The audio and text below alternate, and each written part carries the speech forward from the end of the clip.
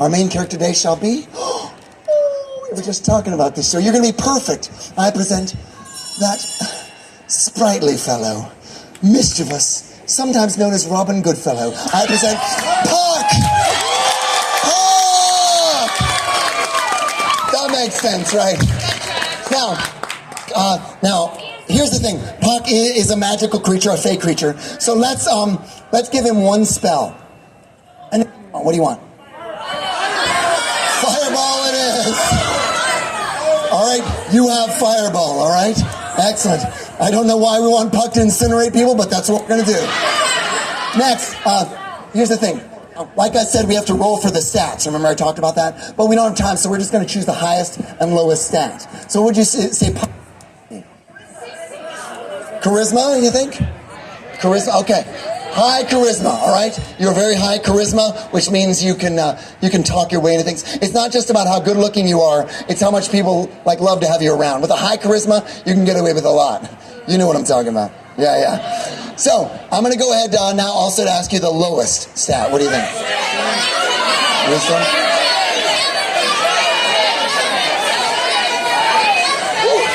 All right. Let's start. Okay. I got a lot of people saying wisdom. What were you saying? You want to go intelligent slow? All right, I'll tell you what. We're going to make Puck a simple. All right? He's going to make bad decisions throughout the entire adventure because it's very simple. Puck, you have a high charisma, a low intelligence, and to try to keep you alive, I'm going to give you one present because you have fireball, but over the last year, I've been going through my complete works of William Shakespeare, and I've picked out objects from Shakespeare plays that I've turned into magic items for D&D. So I made a deck of cards. Each one of them is a different object from Shakespeare play. You get to use this magic item once when you think you need it most. Good luck. See what you get. What'd you get? You have from Antony and Cleopatra. Now, Antony's sword is kind of associated with his military prowess. You get to use Antony's sword. And with this sword, you can use it as a normal sword. But once, this is very good. You get to use it a +3 for one hit. But you fall in love with the next person you see. You remember that, okay? So if you use it, if you really need it, you will fall in love with the next person you see. All right, excellent. You have Antony's sword on your side. You are ready to go. Puck, would you go hide behind the bars there and kind of look mischievous and sprightly?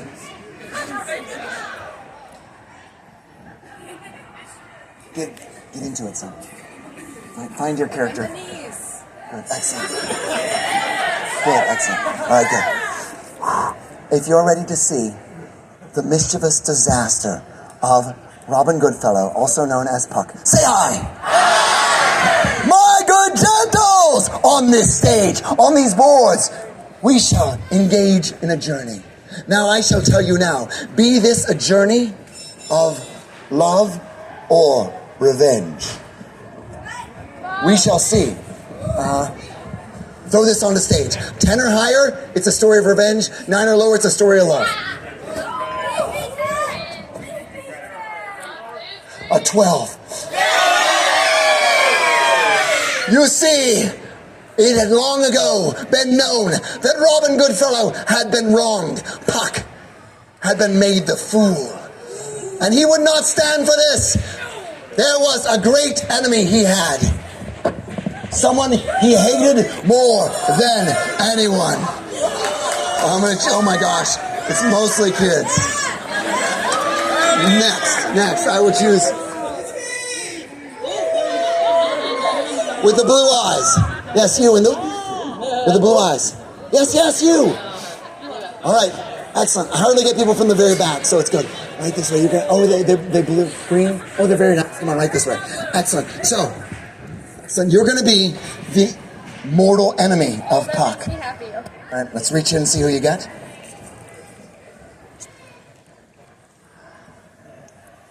Puck was wronged not by Richard III or Iago, but by the least suspecting villain of our show. I present Juliet.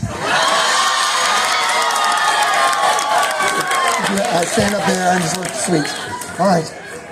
You see, once upon a time, there was a young maid at but 12 years old, a year ago. She had gone into the forest and had found a spell book that was Puck's most prized possession, and she had taken it back. With this book, she could make anyone fall in love with her, and she used this book frequently.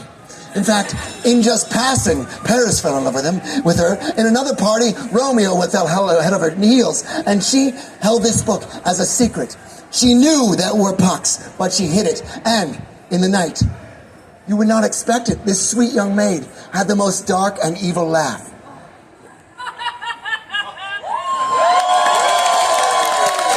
Because, you see, the fey creature Puck, he was immune to the book's powers. He could use it as he wished, but the darkness of these spells had rubbed off and turned our 13-year-old maid into darkness. Yes. Now, Puck was determined to take this book back and kill if need be. So have a seat. And so, Puck decided to leave, scampering through the forest leaves. Scamper. More scampering. Look at him scamper. He's scampering through. Oh my gosh. And so, sometimes his ears would fall off into the night. But he would keep them. He would keep going because he searched. In fact, he was beginning to go mad with searching. He searched high and low, but could not hear it. And in the night, you could hear him wail out how sad he was to the gods about his book. Louder, Puck. Wail. But this sadness turned to anger. And Puck looked through forest and glen, through night and day, and came across a beast. Oh, I love everybody. Girl in blue. All right. A hideous beast. Come look this way. Yes. Yes. You're going to be a monster. You're going to be amazing. I can't wait to see you take it on. Whatever monster you pick, you have to take that body position and start feeling it. Okay. Float around. Yeah, float around. I present a dark mantle. The dark mantle is a creature like a squid. It floats about, and with the most evil smile on its face ever. Yes. Now the dark mantle, here's what you do. You float around. When you get close to people, it becomes dark. There's like a darkness aura, and then you can crush them. Does that sound good? Okay, excellent. All right, and so, the dark mantle, we shall see. Perception roll, Puck. Puck, if you roll a 10 or higher, you see the dark mantle. If you roll a 9 or lower, it sees you first. A 6. That means the dark mantle sees Puck and come out a little bit, and the dark mantle begins to circle about Puck. You don't see it. Yes. Puck sees it not, because there's a darkness aura. The darkness descends. Puck is confused. He knows these forests. It should not be this dark here. But the dark mantle is so hilariously awesome. I love it. It continues to dance. Now, dark mantle.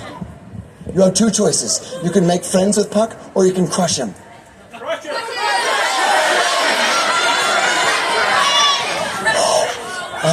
The dark mantle is an unaligned creature, has decided to try to make friends with Puck. But I will remind you, Puck has fireball and may be surprised.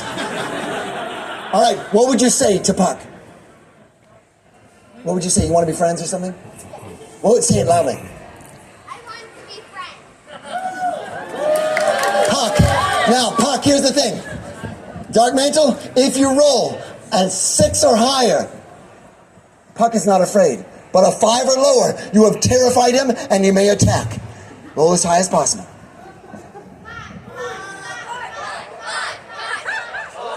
And 11, Puck, you see the dark mantle, and the two of them dance in the night.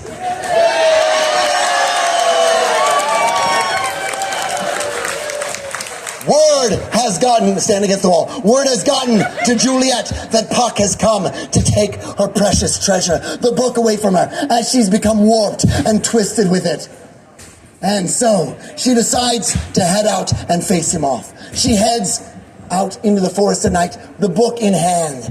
and spells at the ready. But before her, another beast.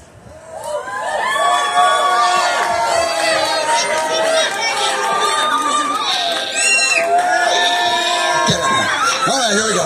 All right, let's see what kind of creature you are. I'll choose as many people as I can. I'll probably get you two. Don't be sad, okay? I'll get you two.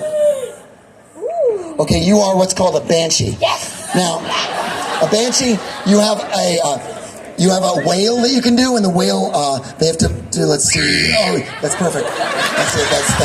So we'll just keep it the wail, all right? That's a damaging wail. Now, you step out. Let's see. Perception roll for Juliet. Perception roll.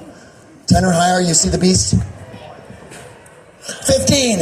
And so Juliet sees the banshee floating in the night, glimmering with the moonlight. And Juliet, you have a choice. Attack it, escape it, befriend it. What do you wish? Befriend it? Don't worry, there'll be a lot of violence at the end of this. All right, now Juliet, what would you say to the banshee loudly this way? Join with me. Protect love. We will fight for the goodness of love. And the revenge of love. And so, Juliet begins to talk about love and revenge as if they are the same thing. Now the banshee hears these words. Now, let's see, there's a charisma roll. We're going to see it. You do have a high charisma. You have to roll a 7 or higher to convince the banshee. Oh! A 20, which means nat 20. The banshee bows down and serves her dark overlord, Juliet.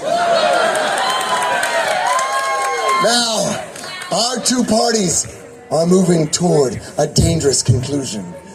Let us now head back to our dancing couple, Puck and the Dark Mantle. As they come in now, let's see, a final battleground. Let's see, how about, should we go to, I'm going to ask you a question. Should we go to, let's see, the Elven Kingdom or the Goblin Kingdom? Goblin Kingdom. Goblins. Of course. Both of them knew that the dark magic of Juliet would lead her into the Goblin Kingdom. In the dark of the night, in the new moon, the two of them come into a clearing. At the end, there is an altar. And before that altar, they know Juliet will stand in the night. You know Juliet's going to be here. So, do you hide? Do you jump on the mantle? Do you want to attack her? How do you want to do this? Jump on the mantle. All right.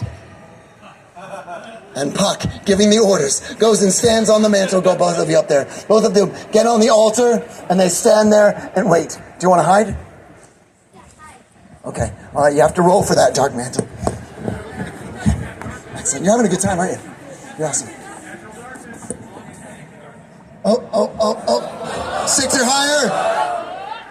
Oh! A 4. The Dark Mantle's powers begin to wear out. And as they enter, the two of you now enter. You knew this would be where you would find Puck waiting for you. And you see him there, not even trying to hide. Watch these two face off as they move toward each other in the night, locking eyes and circling each other with death in their minds.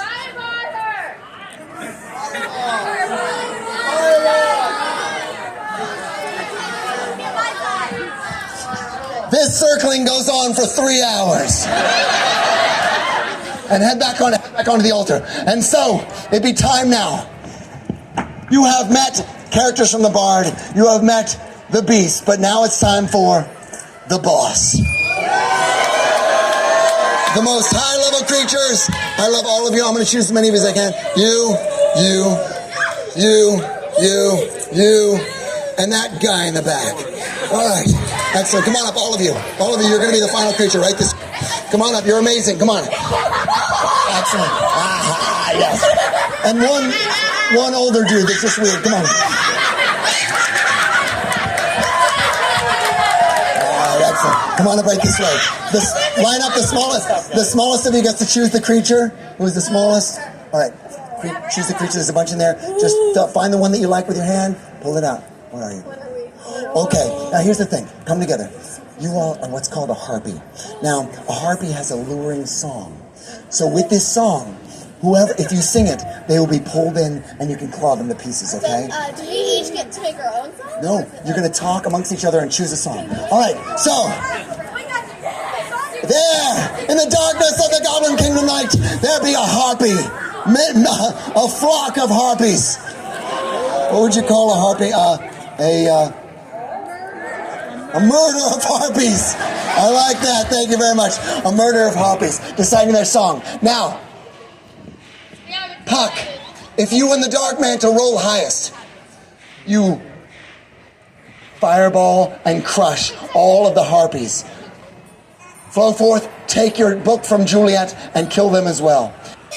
If you roll higher, yes, you make your whale, and with dark magic, you destroy all of them, and Puck, you keep the book and step up. If you roll highest, kill them all.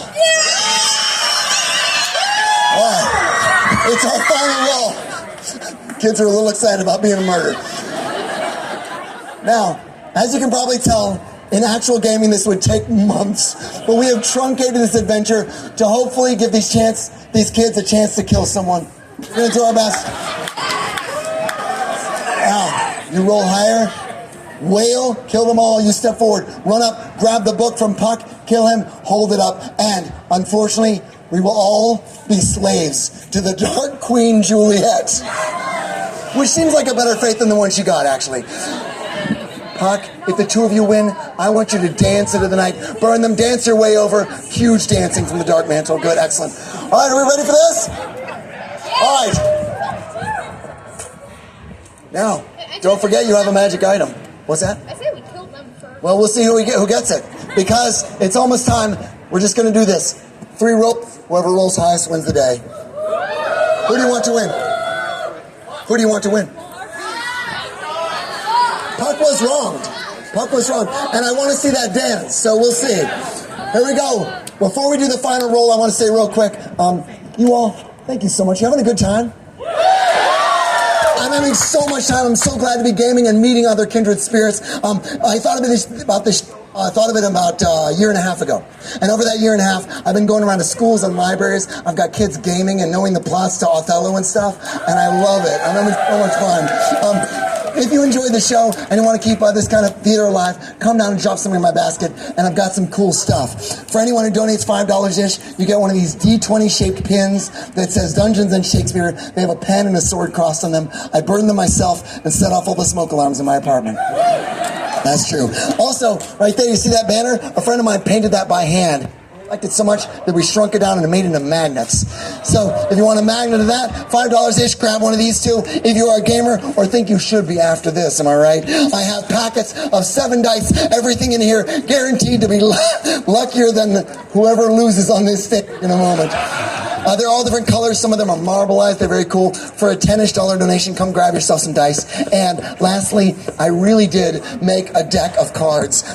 Each one of these cards, there are 54 of them. Each one of them has an object from Shakespeare, what play it was used in, how it was used in the play, and how to use it as a magic item for D&D. My brother did all the artwork for these. I'm super proud of them. I hope you love them. For a $20-ish donation, come down and get these. I'm hearing stories about people gaming with them, and I love the stories I'm hearing. So if you want to come down and grab some of this stuff, thank you so much. Colleen's also in the back. Colleen's right back there. She's got it all, too, if you don't want to wait in line. Thank you for supporting, but also thank you for being as nerdy as I am and coming out and playing. Let's hear it for the Ren Faire. I love this place. These will be right down here. And if you're thinking, I love that stuff, but I just don't have any cash, that's okay, you all, because I have Venmo. So come grab some stuff. Here we go. The final roll. You all, did you choose a song? Okay, excellent. All right, first, Juliet and the Banshee roll together. All right, whoever rolls highest, roll it. Both of you touch it, yeah. Oh, no, that is called an off-the-table re-roll. All right, we're going to roll. Got to stay on the stage, all right?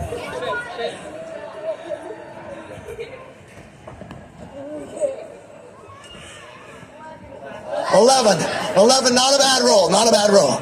Excellent. Next up.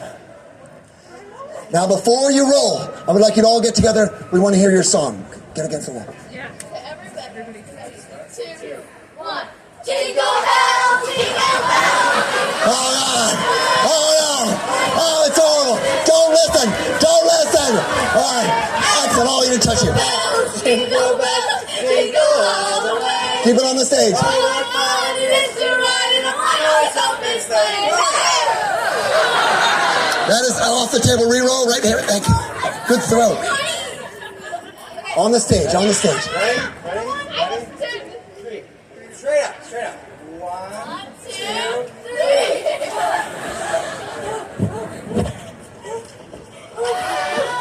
7. Oh, it was 7-3. Which means the Banshees are going to die. But you won't have to hear that song again. Isn't it amazing? All right, it's time. Puck, what are you going to do? What kind of attack are you going to do? Fireball or? All right.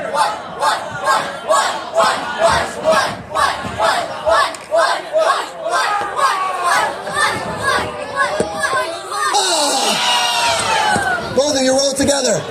Here we go. Oh, nobody can touch it. Don't touch it. Don't touch it.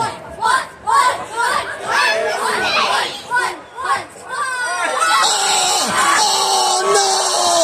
Oh, God! It was so close. And so, Juliet. All of you die. Again. The Banshees go down. Juliet, make your way to... One of them was really hard to kill. Juliet, make your way to Puck. Take the book.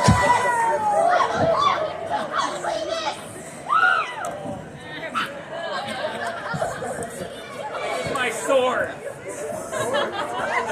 Now, here's the thing. Puck, as he's dying from the Banshee's wail, lodges his sword up, which means, Juliet, as you lean down, if you roll a 1, 2, or 3, you fall onto Puck's sword right now. Not easy to do, but anything else, you've won the day.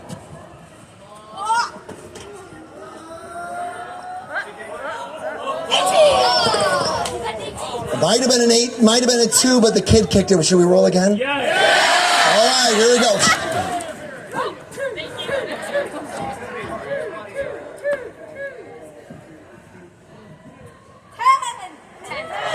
Juliet misses the blade, reaches down, and has the book, touches Puck's face, and with a corrupting touch, makes him fall in love with her.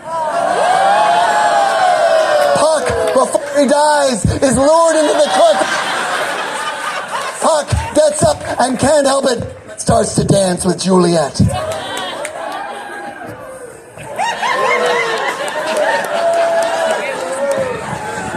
And Puck is a slave to Juliet's rhythm. I present, bow before your evil overlord, Juliet. You all, come on up, everybody, including the Dark Mantle, coming right this way. We're going to have you line up because you were amazing. If you please keep dancing, Dark Mantle. Just keep dancing a little bit. Excellent, good. All right, excellent. The reason why I wanted to do these shows is because I wanted you all to shine. How amazing were they? Take a bow, you all.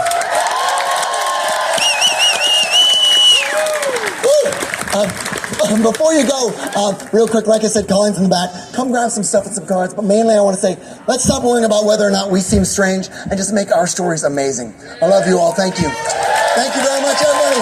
You all were so good. Thank you, Buck O'Brien. I'm sorry. You were fantastic. What a team. What a team. Good screaming. Juliet, you won everything. You all, I'm sorry you died so horribly. I wish you could have killed them. Thank you very much. You were awesome. Thanks for helping organize it. You all were so much.